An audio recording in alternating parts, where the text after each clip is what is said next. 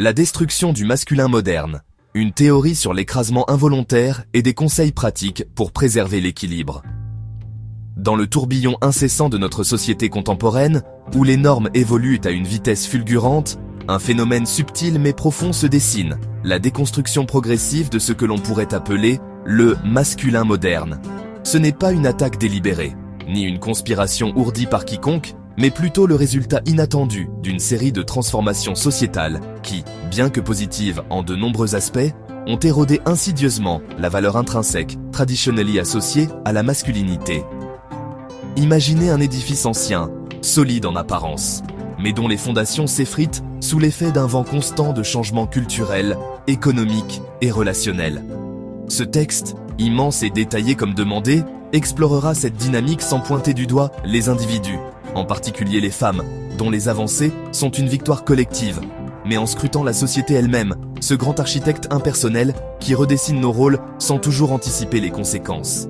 Nous développerons une thèse sur la théorie du masculin écrasé avant de plonger dans des conseils pratiques, concrets et bienveillants pour aider à maintenir un homme heureux, en évitant avant tout qu'il se sente inutile.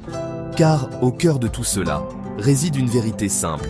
Un homme qui perd son sentiment d'utilité risque de basculer dans un vide existentiel. Et c'est là que la société doit intervenir pour rééquilibrer les choses. La théorie du masculin. Écrasé, une analyse approfondie. Commençons par poser les bases d'une thèse solide sur cette théorie.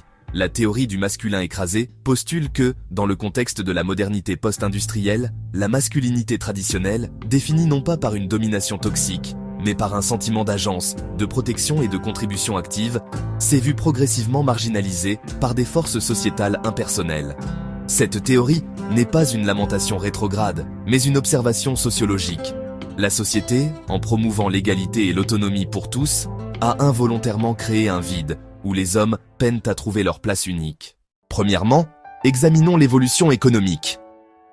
La société d'aujourd'hui, marquée par l'essor du tertiaire et des emplois intellectuels, a ouvert des portes immenses aux femmes, leur permettant de travailler, de penser et de s'exprimer ouvertement. Une avancée incontestable qui enrichit le tissu social en multipliant les perspectives et en favorisant l'innovation. Pourtant, cette même société a dévalué les rôles historiquement masculins, comme les métiers manuels ou les positions de pourvoyeurs principales. Les usines ferment, les emplois physiques se raréfient, et les algorithmes prennent le relais dans des domaines autrefois réservés à la force brute ou à la résolution de problèmes concrets. Résultat, un homme qui perd son emploi ne perd pas seulement un salaire. Il perd un ancrage identitaire. La théorie argue que la société, en automatisant et en intellectualisant le travail, a écrasé la masculinité en la rendant obsolète dans de nombreux contextes, sans proposer d'alternatives valorisantes.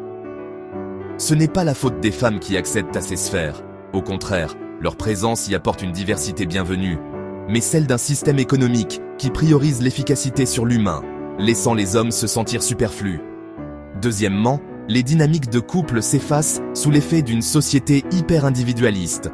Autrefois, les relations étaient souvent structurées autour de complémentarité, l'homme comme protecteur, la femme comme nurturante, bien que ces stéréotypes soient aujourd'hui justement remis en question. Mais dans cette remise en question légitime, la société n'a pas su préserver un espace pour que les hommes expriment leur masculinité de manière positive. Les femmes, encouragées à être indépendantes, et à juste titre, car cela renforce leur résilience, gèrent souvent seules les tâches quotidiennes, des réparations ménagères aux décisions financières. Cela crée un équilibre précaire où l'homme, privé de son rôle de résolveur, se sent relégué au second plan. La théorie du masculin écrasé souligne que ce n'est pas une prise de pouvoir intentionnelle, mais un effet collatéral d'une société qui valorise l'autosuffisance au détriment de l'interdépendance. Les couples modernes, influencés par des médias qui prônent l'individualisme extrême, oublient que le bonheur relationnel naît de la collaboration mutuelle, pas de l'autarcie. Troisièmement, explorons le volet psychologique et culturel. La société contemporaine, à travers ses discours sur l'égalité, a parfois invisibilisé les besoins spécifiques des hommes.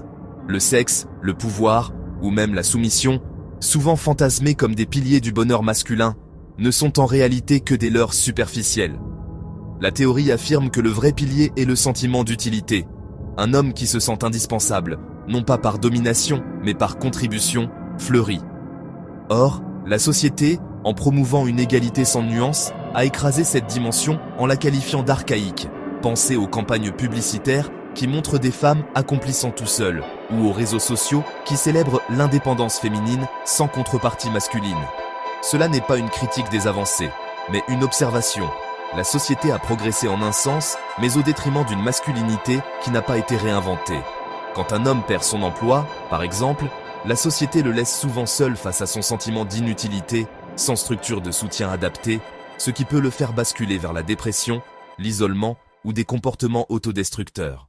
En résumé de cette thèse, la théorie du masculin écrasé n'est pas une plainte victimaire, mais un appel à la société pour qu'elle reconnaisse ces dynamiques invisibles. Elle propose que l'écrasement n'est pas irréversible, en réintroduisant des espaces où les hommes peuvent se sentir utiles, sans régresser vers des stéréotypes toxiques, nous pouvons reconstruire une masculinité moderne, résiliente et complémentaire. C'est une invitation à l'équilibre, où les avancées des uns ne se font pas aux dépens des autres.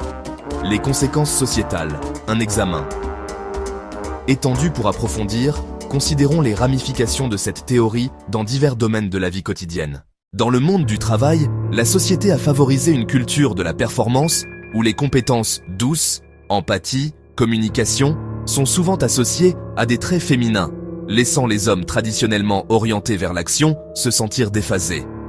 Les statistiques montrent une augmentation des taux de suicide chez les hommes, particulièrement après une perte d'emploi, non pas parce que les femmes occupent plus de postes, mais parce que la société n'offre pas de narratif alternatif pour valoriser la masculinité au-delà du rôle de pourvoyeur. Dans les médias, les représentations des hommes oscillent entre le super-héros invincible et le loser comique, renforçant un sentiment d'inadéquation. La société, en se focalisant sur l'empowerment féminin, nécessaire et louable, a négligé d'empowerer les hommes dans leur propre évolution. Sur le plan relationnel, les dynamiques de couple modernes illustrent parfaitement cet écrasement. Les femmes qui travaillent et s'expriment librement apportent une vitalité nouvelle aux relations. Mais la société n'a pas enseigné comment intégrer cela sans effacer les contributions masculines. Un homme qui voit sa partenaire gérer seul les défis quotidiens peut se sentir comme un spectateur, pas un partenaire. Cela mène à un effacement progressif des rôles complémentaires, où l'interdépendance cède la place à une autonomie isolante. La théorie insiste, ce n'est pas la faute des individus, mais d'une société qui promeut l'égalité sans guider sur comment la vivre harmonieusement. Enfin, culturellement, la société a dilué la masculinité en la rendant optionnelle. Les rites de passage anciens, apprentissage de compétences manuelles, responsabilité familiale, ont disparu, remplacés par des écrans et des distractions passives. Un homme moderne, bombardé de messages sur l'égalité, peut se sentir coupable de vouloir se sentir utile, comme si cela était rétrograde. Pourtant, la théorie argue que préserver ce sentiment est essentiel pour la santé mentale collective. Conseil pratique pour garder un homme heureux. Évitez le sentiment d'inutilité.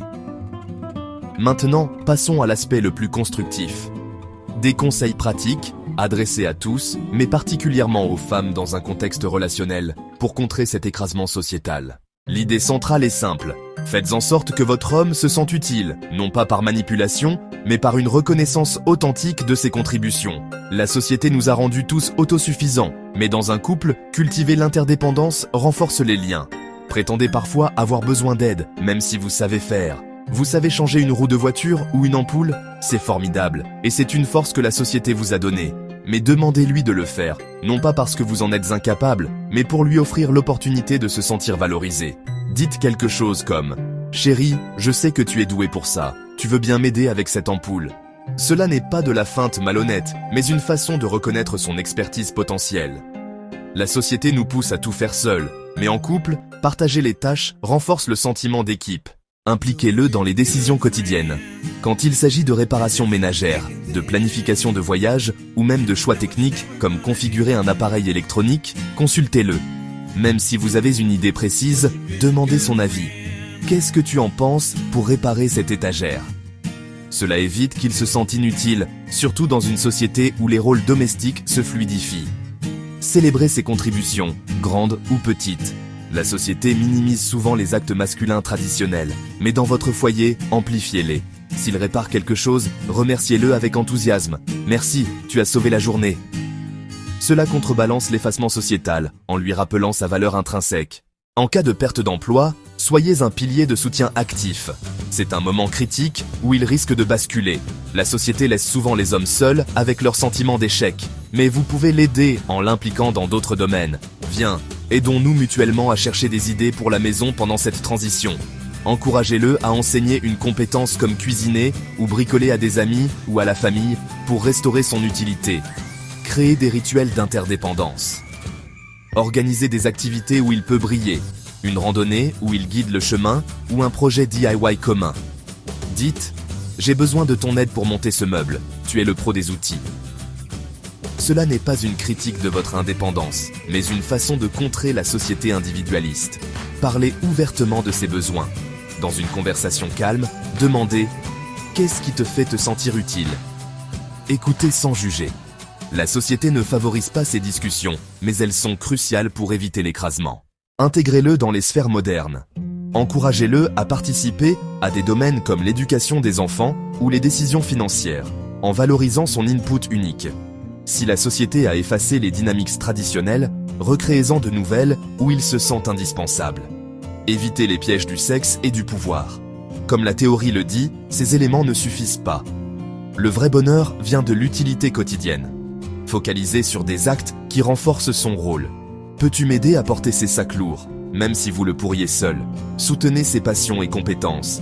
S'il aime la mécanique, demandez-lui de vérifier la voiture régulièrement. Dans une société qui dévalue ses savoirs, cela les réhabilite. Soyez patiente et empathique.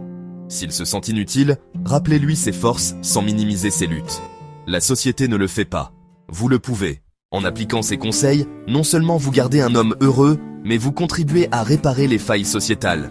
Ce n'est pas revenir en arrière, mais avancer ensemble. Conclusion. Vers une reconstruction collective. Ce long texte, explorant la destruction du masculin moderne à travers la théorie de l'écrasement, n'est pas un cri d'alarme pessimiste, mais un plaidoyer pour une société plus nuancée. Les avancées sont réelles, mais leurs effets collatéraux sur la masculinité doivent être adressés. En suivant ces conseils pratiques, nous pouvons éviter que les hommes se sentent inutiles, préservant ainsi l'équilibre des couples et de la société. Souvenez-vous, un homme utile est un homme épanoui, et c'est là que réside la clé d'un avenir harmonieux.